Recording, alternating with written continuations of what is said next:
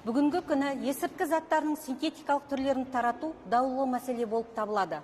Былтырғы жылы президентіміздің халыққа жолдаған жолдауында заманауи қоғамда нашақорлық мәселесі айтылды. Осыған орай нашақорлықпен күресудің ең күшті әдістерінің бірі оның алдын алу болып табылатынын тағы айтқым келеді. Бүгін Илья Шансүгіров атындағы Жетісу университетіне Талдықорған қаласының жастар басқару орталығы мен нарколог врачтармен келіп, жастар студенттермен кездесу өткізіп, синтетикалық есірткі туралы әңгіме жүргізіп, оның алдын алу, қылмыстық жауапкершілік туралы түсіндірме жұмыстар жүргізілді.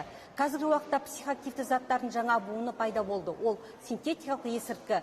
Бір рет тұтынудың өзі есірткі тәуелділігіне әкелуі мүмкін.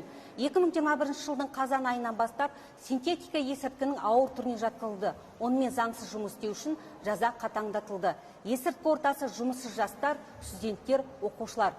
Өзекті мәселелердің бірі интернет ресурстар мен электрондық төлемдерді пайдалана отырып, есірткіні жасырын тұту арқылы контакт тәсілмен тарату үрдісі болып қала береді. Есірткі сатушылар көбінесе заңсыз айналымға адам тарту үшін интернет ресурстар пайдалана отырып, жұмыс орындарын ұсынып хабарлама жасайды. 2020 жылы ақпараттық коммуникациялық жүйелерді пайдалана отырып, есірткінің заңсыз айналымына қылмыстық жауапкершілік күшейтілді. Есірткіні жарнамалау мен насихаттау үшін қылмыстық жауапкершілік енгізілді. Есірткі сайттардың электрондық мекен-жайлары бар, граффити таратушылар және тиісті ақпаратты орналастырумен байланысты өзге де әрекеттер жатады.